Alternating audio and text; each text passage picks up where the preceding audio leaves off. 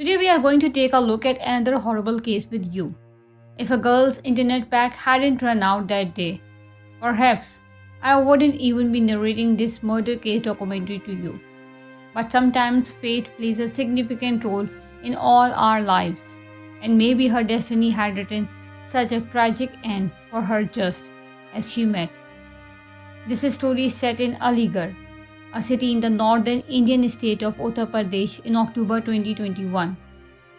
Before we proceed, let me tell you that Aligarh in Uttar Pradesh is famous for its rich history, educational significance, and manufacturing industries. Within the city of Aligarh is a small locality called Ramesh Vihar, home to an Agarwal family. This family had two brothers, Arun Agarwal and Tarun Agarwal. Arun Agarwal lived with his wife Astha Agarwal and their two children in one house right next door. In their adjacent house lived his younger brother Tarun Agarwal along with their parents. The date was October 14, 2021, and in the evening, younger brother Tarun went to his elder brother Arun's house. However, he found a large lock on the door, so Tarun returned to his home.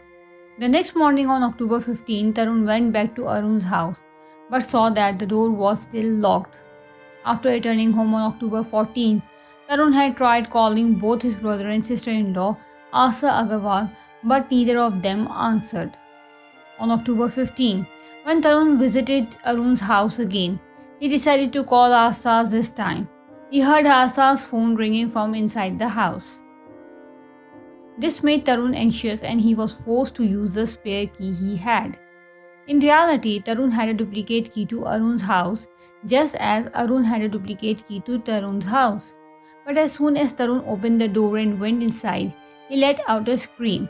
He found his sister-in-law Astha's lifeless body. This was in a spot at the back of the house where they had installed an iron grill on the roof for ventilation. Seeing this horrifying scene, Tarun was terrified and ran outside screaming. He first informed his parents about what had happened and then told some neighbors. He also called the police, who arrived at the scene within minutes. After this, some police officers bring down Astha's body to the ground, and everyone had assumed that Astha had taken her own life. However, two questions lingered in everyone's mind. Why did Astha Agarwal end her own life, and where was Arun Agarwal? Speaking of Arun, he was an oxygen cylinder manufacturer and owned a factory in Aligarh. By this time, the police had begun their investigation and discovered that Arun and Astha often fought because of these arguments. Arun would sometimes spend the night at his factory, upset with his wife. But now his wife was dead, and the police needed to inform him. However, Arun's phone was switched off, and he was not at his factory either during the investigation. The police received information from the forensic expert that blood had pooled in Astha's mouth. This was shocking for the police because typically when someone ends their life like this, blood does not collect in the mouth. Instead, a ligature mark forms on the front of the neck. This raised suspicions for the police, prompting them to inspect the crime scene thoroughly and send Astha's body for a post-mortem examination. A while later, the post-mortem report arrived and left the officers stunned. The report revealed that Astha had been strangled to death. So now it becomes clear to the police that Astha's death was not natural but a murder. The first suspicion naturally falls on Astha's husband Arun, as he had also been missing from house for the past 2 or 3 days. Hence, the police begin searching for Arun and trying to gather information from his family and neighbors about this possible whereabouts. Meanwhile, a friend of Astha's visits the Porsi police station and tells an officer that she has some information about Astha's death. The investigator officers handling the case then steps forward to speak with Astha's friend. The investigative officer handling the case then steps forward to speak with Astha's friend. Astha's friend reveals to the officer around 8 p.m. on October 12. Astha sent me a message, however, my internet pack had expired that day, so I did not receive it immediately. The next morning on October 13, after I recharged my internet pack, the message was delivered to me. When I read it, Astha had written, "My life is in danger. If I die, kindly hand over the custody of my kids to my sister." After reading this message, the police suspicion of Arun deepens. However, they often fear that Arun's dead body might turn up in a similar manner to Astha's, as he hadn't been seen at home for days and his phone had been switched off. That said, the police had already put Arun's phone under surveillance from the moment they discovered Astha's body. Now the police decide to review all the CCTV cameras installed in the Ramesh Vihar locality, as they might find a clue. They are following this. The police collect footage from over 100 CCTV cameras near Arun's house, and throughout the locality, Astha's body was recovered on the 15th, and she had messaged her friend on October 12th. Keeping this in mind, the police begin reviewing CCTV footage from the night of October 12th to the early hours of October 13th. During this review, a CCTV camera positioned a short distance from Arun's house captures a car stopping nearby, and 4 people are seen getting out of the vehicle. Among them is Arun, but the other 3 are unfamiliar individuals whom no one in the locality recognizes. Afterward, Arun walked towards his house while the other 3 remained near the car, seemingly waiting for him. About 20 to 25 minutes later, Arun returns to them and takes all 3 inside his house. The police continue watching the footage, and roughly half an hour later, the 3 individuals leave Arun's house, get into their car and drive away. However, Arun stays inside his house for the rest of the night and only comes out in the morning. After reviewing this footage, the police are clear about one thing. On the night Astha was murdered, Arun was present in his house after discovering this new information. The police expanded the scope of their investigation. This time, they also instructed some of their informants to gather information about Arun. The police efforts paid off when on the night of October 17-18, they received an alert through surveillance that Arun's cell phone had been switched on. When the police checked his location, they found that Arun was present at his oxygen cylinder factory about learning. This police team immediately rushed to Arun's factory to apprehend him.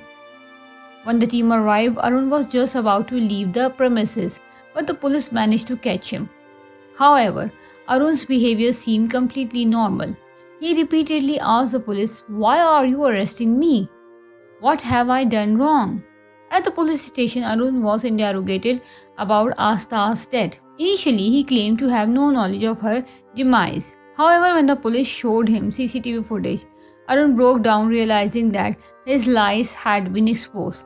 The police then sternly questioned him, asking, "Tell us, why did you kill your own wife Astha?" At this point, Arun began to confess, and the truth behind the incident emerged. Arun and Astha were in love and had a love marriage in 2008. Meanwhile, Astha was also preparing to become a doctor, and after their marriage, she successfully secured a government job.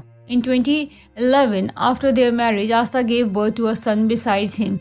The couple also had a daughter. Life was going smoothly until 2020.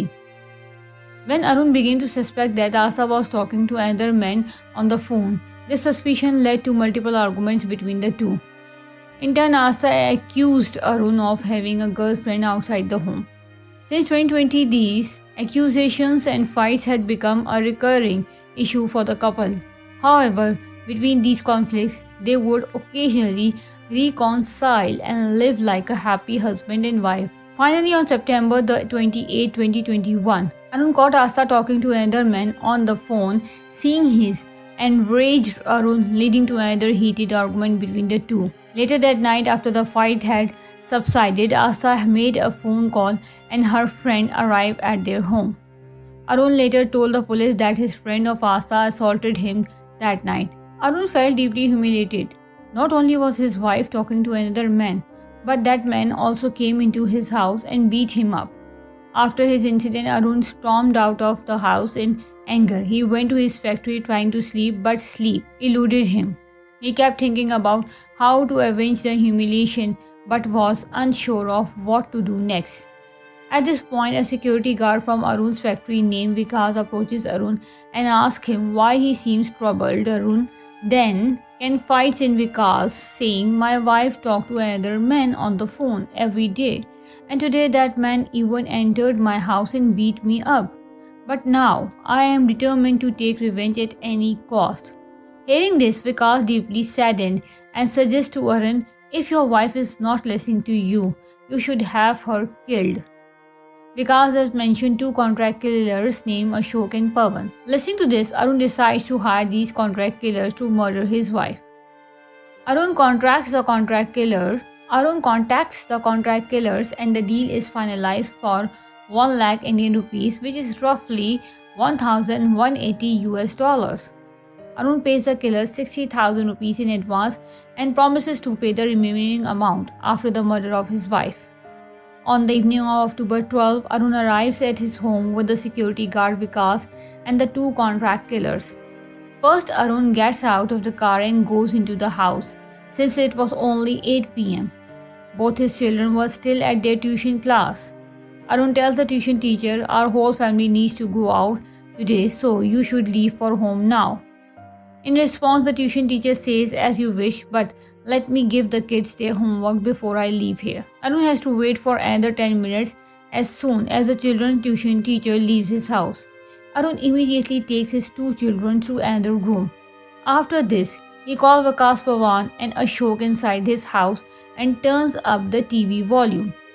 At this point, the four of them take complete control over Astha's and Arun himself strangles Astha to death.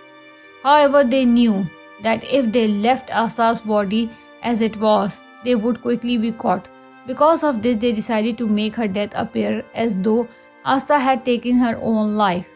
Later, the four of them placed a noose around Astha's neck and hung her body from the grill of an iron rod. After doing all this, Pawan, Ashok, and the security guard Vikas leave the house. Arun, however, stays there the entire night in the same house with his two children locked in one room and his wife's body in another. When morning comes on October 13, Arun takes his two children and goes to his younger brother Tarun's house.